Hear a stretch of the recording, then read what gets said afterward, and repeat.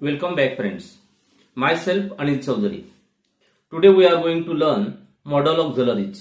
विद्यार्थी मित्रांनो, आज आपण दर्शक सहाय्यकारी क्रियापदे म्हणजे मॉडेल ऑक्झिलरीची माहिती घेणार आहोत.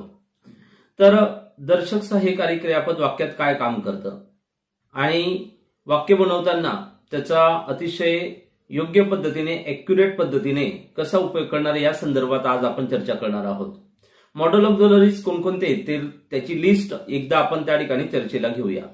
तर ती मॉडेल ऑक्झिलरीज आहेत can, may, shall, will, must, त्याच्यानंतर ought to, use to, need, dare. कॅनचं भूतकाळ आहे कुड, मेचं माइट, शालचं शुड आणि विलचं वुड. याप्रमाणे मॉडेल ऑक्झिलरीज आहे. आता मॉडेल ऑक्झिलरीच्या संदर्भात महत्वाचा भाग असा आहे की वाक्यामध्ये घेताना सर्वात प्रथम जर समजा आपल्याला असर्टिव्ह सेंटेन्स बनवायचं असेल, होकारार्थी वाक्य, जर असर्टिव्ह सेंटेन्स जर आपल्याला बनवायचं असेल वाक्य बनवताना, तर आपण काय करतो की कर्त्याच्या नंतर मॉडेल ऑक्झिलरी घेतो. विधानार्थी वाक्यामध्ये आपण कर्त्याच्या नंतर मॉडेल ऑक्झिलरी घेतो आणि मॉडेल ऑक्झिलरीच्या नंतर मुख्य क्रियापद घेतो. मुख्य क्रियापदानंतर इतर शब्द असतील ते वाक्यात ठेवतो. इतर वेळेला आपण काय करतो की ज्या वेळेला समजा मला वाक्य बनवायचं आहे आय प्ले क्रिकेट, हे वाक्य आहे. आता या वाक्याचा अर्थ होतो की मी क्रिकेट खेळतो, परंतु वाक्यामध्ये आपण मॉडेल ऑक्झिलरी घेतलं कॅन, तर कॅनचं यूज कुठे करणार, तर कर्ता जो वाक्यातला दिलेला असेल त्या कर्त्याच्या नंतर आणि मुख्य क्रियापदाच्या आधी आपण मॉडेल ऑक्झिलरी घेतो. म्हणजे वाक्य कसं होईल, आय कॅन प्ले क्रिकेट. आता कॅन काढलं तर आपण त्या वाक्यात मस्ट घ्यायचं असेल तर आपण घेणार आय मस्ट प्ले क्रिकेट. याप्रमाणे म्हणजे वाक्यात कोणत्या पद्धतीने जर विधानार्थी वाक्य दिलेलं असेल तर विधानार्थी वाक्य तयार करताना आपल्याला कर्त्याच्या नंतर मॉडेल ऑक्झिलरी आणि मॉडेल ऑक्झिलरीच्या नंतर मुख्य क्रियापद, इतर शब्द अशी रचना करतो. जर हेच वाक्य नकारार्थी करायचं असेल तर मॉडेल ऑक्झिलरीच्या नंतर नॉट ठेवायचं, आय कॅनॉट प्ले क्रिकेट. जर असं वाक्य आपल्याला प्रश्नार्थक वाक्य बनवायचं असेल तर मॉडेल ऑक्झिलरी हे वाक्याच्या सुरुवातीला घेतो. मग आता आय कॅन प्ले क्रिकेट या वाक्याचं प्रश्नार्थक वाक्य कसं करणार, कॅन आय प्ले क्रिकेट. विद्यार्थी मित्रांनो, जशी आपण मॉडेल ऑक्झिलरीची लिस्ट या ठिकाणी ऐकलेली आहे त्याप्रमाणे प्रत्येक मॉडेल ऑक्झिलरीचे एक वैशिष्ट्यपूर्ण फंक्शन आहे की जे त्या ठिकाणी आपल्याला त्या मॉडेल ऑक्झिलरीचं वाक्यामध्ये काय काम आहे, कोणत्या पद्धतीने त्याचा अर्थ होतो. विद्यार्थी मित्रांनो, मॉडेल ऑक्झिलरीचं फंक्शन काय हे आपल्याला त्या ठिकाणी कळलं पाहिजे.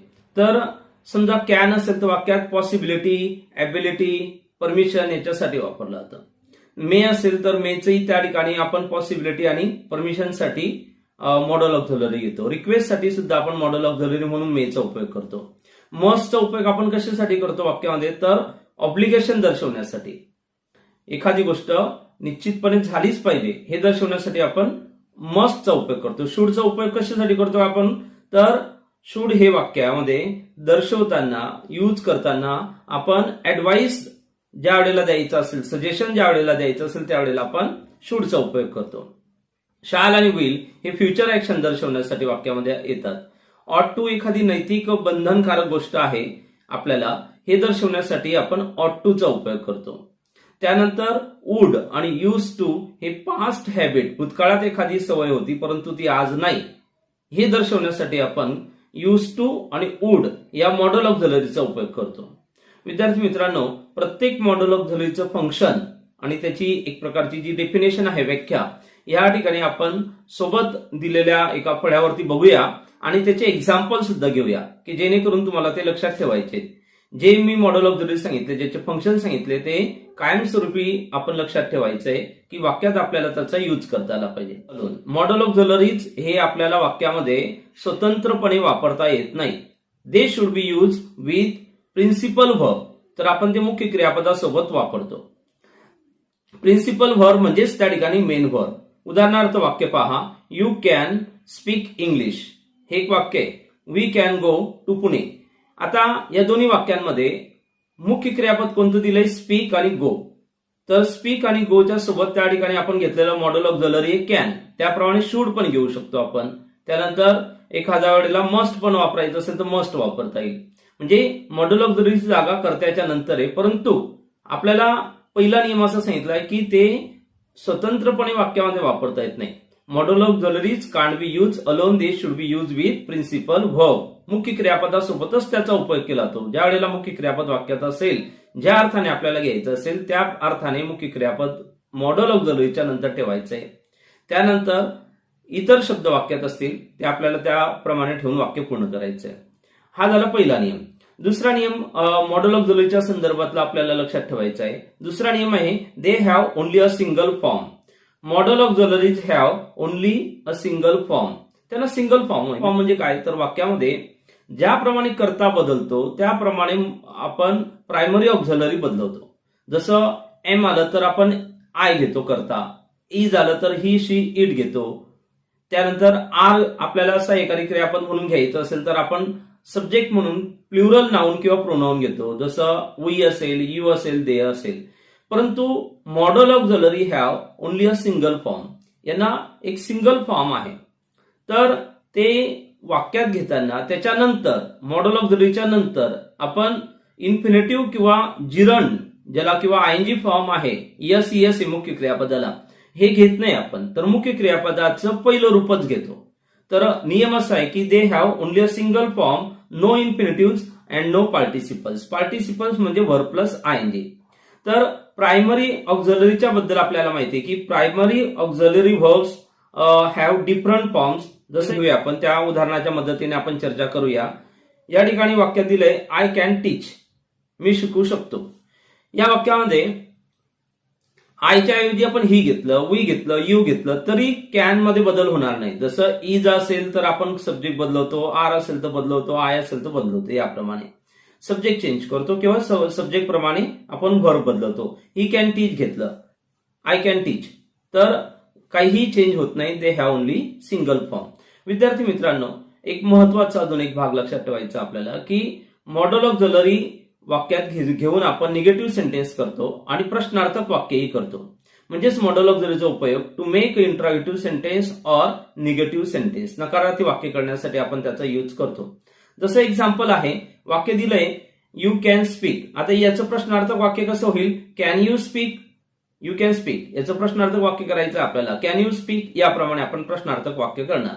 दुसरं एखादं वाक्य घेतलं, she can dance, can she dance. याप्रमाणे he must study hard, must he study hard.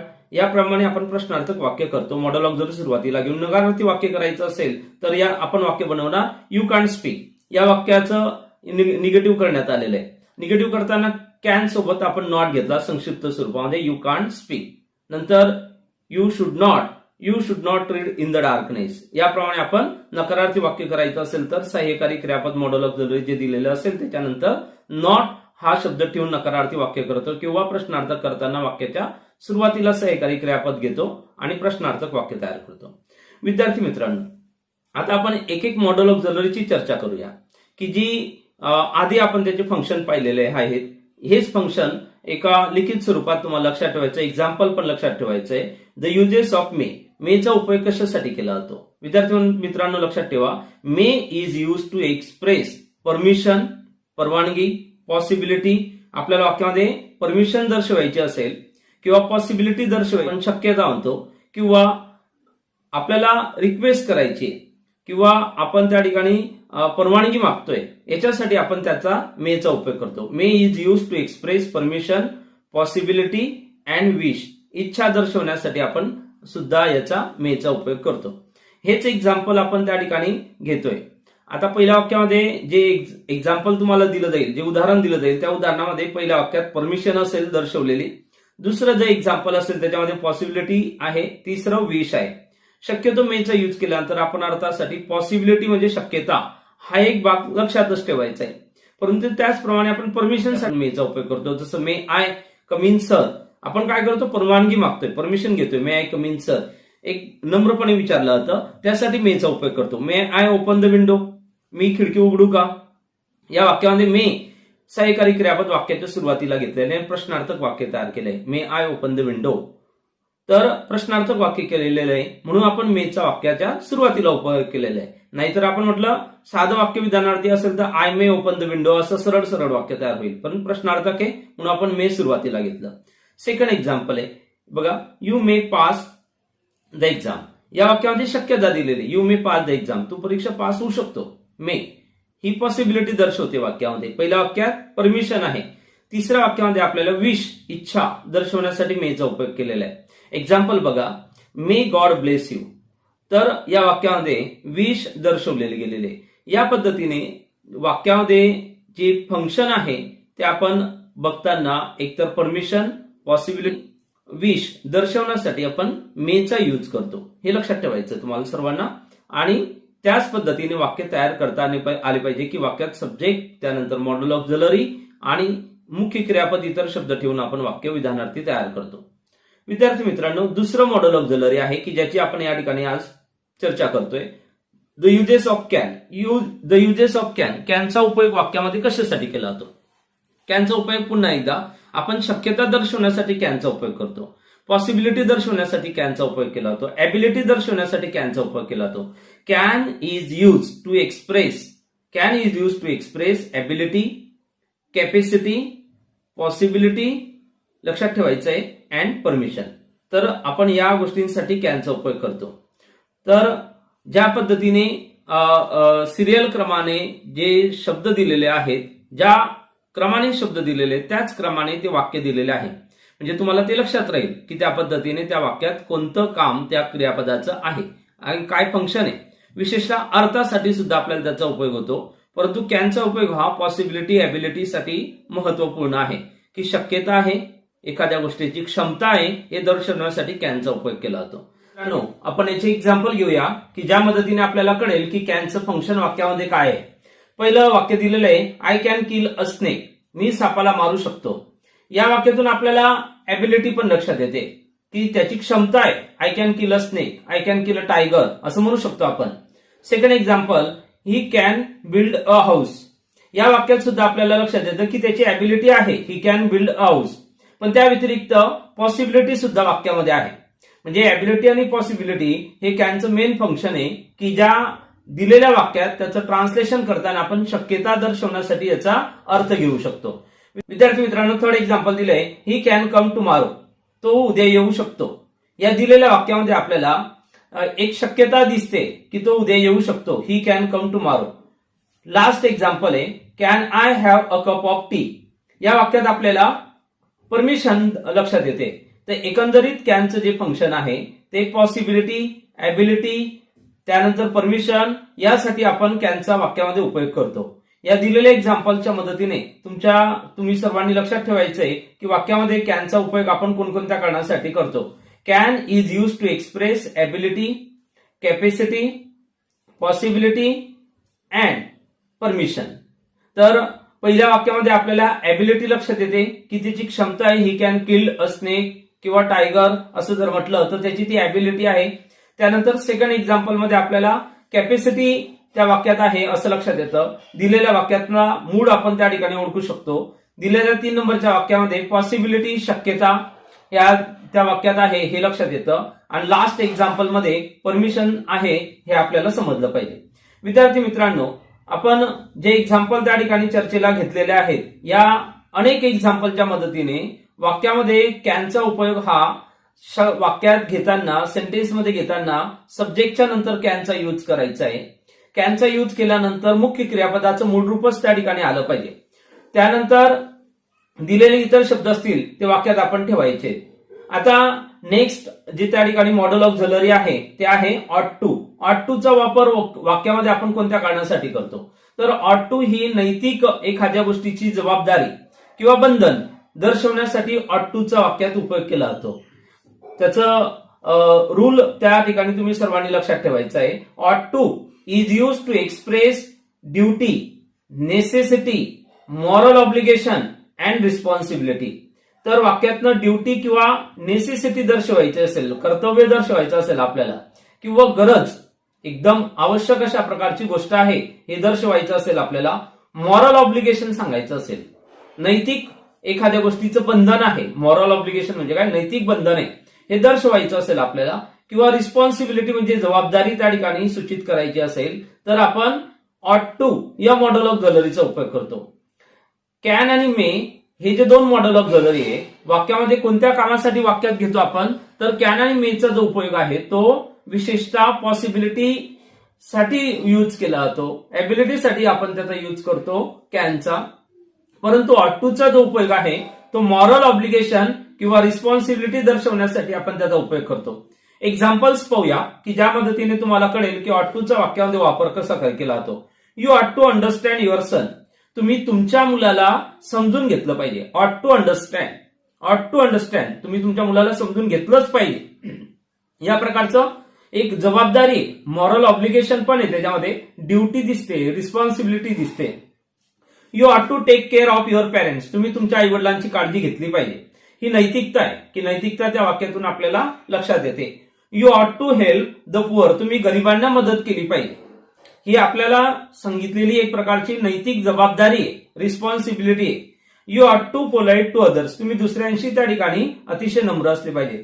विद्यार्थी मित्रांनो, आपण आता जे मॉडेल ऑफ ज्वेलरी घेतलं ते ऑट टू आहे की ज्याचा वाक्यामध्ये उपयोग कोणत्या पद्धतीने केला जातो की सब्जेक्टच्या नंतर ऑट टू येतं, ऑट टूच्या नंतर मुख्य क्रियापद इतर शब्द वाक्यात ठेवायचे. हे सर्व मॉडेल ऑफ ज्वेलरीसाठी जो फॉर्म्युला आहे तो फिक्स आहे. यानंतरचं मॉडेल ऑफ ज्वेलरी ज्याची चर्चा आपण करतोय ते मस्ट. मस्टचा उपयोग काय आहे आणि फंक्शन काय, तर लक्षात ठेवायचंय.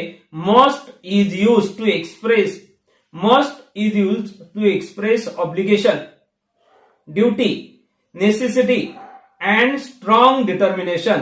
तर वाक्यामध्ये आपल्याला ज्या वेळेला एखाद्या गोष्टीचं कर्तव्य दर्शवण्यासाठी आपण याचा उपयोग करतो. ऑब्लिगेशन, मस्ट हे जे मॉडेल ऑफ ज्वेलरी आहे ते विशेषतः ऑब्लिगेशन दर्शवण्यासाठी घेतलं जातं. त्यानंतर नेसेसिटी दर्शवण्यासाठी, नेसेसिटी म्हणजे आवश्यक, आणि स्ट्रॉंग डिटर्मिनेशन म्हणजे एकदम निश्चितपणा आहे, फर्म, आवश्यकच त्या ठिकाणी आहे, ठरलेली गोष्ट आहे. ही गोष्ट दर्शवण्यासाठी आपण मस्टचा वापर करतो. कर्त्याच्या नंतर मस्ट घ्या, मस्टच्या नंतर मॉडेल ऑफ ज्वेलरी अर्थाच्या नुसार त्या ठिकाणी घ्यायचंय की ज्याप्रमाणे आपल्याला ते कळेल. एक्झाम्पल्स आहे, वाक्य पहा. You must tell him the truth. तुम्ही त्यांना सत्य सांगितलंच पाहिजे. मस्ट टेल, सांगितलंच पाहिजे, या अर्थाने त्या वाक्यामध्ये त्याचा उपयोग केला जातो. Must tail. कॅन टेल म्हटलं तर सांगू शकतो या अर्थाने. मेचाही अर्थ शक्यतासाठी वापरतो आपण, पॉसिबिलिटीसाठी. मात्र मस्ट म्हटलं तर ऑब्लिगेशन आहे, कंपल्शन आहे त्या वाक्यामध्ये, हे त्या ठिकाणी निश्चित होतं. शी मस्ट वर्क हार्ड. तिने मेहनत केलीच पाहिजे. मस्ट वर्क, केलंच पाहिजे काम, मस्ट वर्क हार्ड या अर्थाने. थर्ड एक्झाम्पल आहे, you must look after your old parents. तुम्ही तुमच्या म्हाताऱ्या आई वडिलांची काळजी घेतलीच पाहिजे. मस्ट. आता ऑट टू वापरलेलं होतं. ऑट टू मध्ये आपल्याला आपली नैतिकता दर्शवते की आपलं नैतिक जबाबदारी आहे, रिस्पॉन्सिबिलिटी आहे. आणि ऑब्लिगेशन मध्ये मस्टच्या याच्यामध्ये, ऑट टू मध्ये आपल्याला मॉरल रिस्पॉन्सिबिलिटी लक्षात येते, मॉरल ड्युटी लक्षात येते. परंतु मस्ट मध्ये आपल्याला कंपल्शन लक्षात येतं. ऑब्लिगेशन ती गोष्ट तुम्ही केलीच पाहिजे या अर्थाने. त्याच्यात पण त्याच्यामध्ये नैतिकता आहे, मॉरलचा त्या ठिकाणी इश्यू येतो. You must look after your old parents. He must take the medicines daily. त्यांनी त्या ठिकाणी मेडिसिन्स रेग्युलरली किंवा डेली घेतल्याच पाहिजे, याप्रमाणे मस्टचा उपयोग केला जातो. विद्यार्थी मित्रांनो, जे मॉडेल ऑफ ज्वेलरी आपण त्या ठिकाणी चर्चेला घेतले ते होते कॅन, मे, त्यानंतर ऑट टू आणि मस्ट. या मॉडेल ऑफ ज्वेलरीचा वाक्यामध्ये उपयोग केलेला आहे. आणि कोणत्या पद्धतीने त्याचा उपयोग आपण केला पाहिजे, त्याच्यात फंक्शन काय, त्याचा अर्थ काय, या गोष्टी आपण या पार्टमध्ये बघितलेल्या आहे. हा मॉडेल ऑफ ज्वेलरीचा पहिला पार्ट आपण आज त्या ठिकाणी चर्चेला घेतलेला. असे 3 भाग मॉडेल ऑफ ज्वेलरीचे केले की जे राहिलेले मॉडेल ऑफ ज्वेलरीज आहे ते आपण पुढच्या व्हिडिओमध्ये चर्चा करणार आहोत. विद्यार्थी मित्रांनो, तुम्हाला निश्चितच हा व्हिडिओ आवडला असेल. आपण आपल्या मित्रांसोबत व्हिडिओला शेअर करा, त्याला लाईक करा, चॅनलला सबस्क्राईब करायचं आहे. You listen this video carefully. Thanks a lot.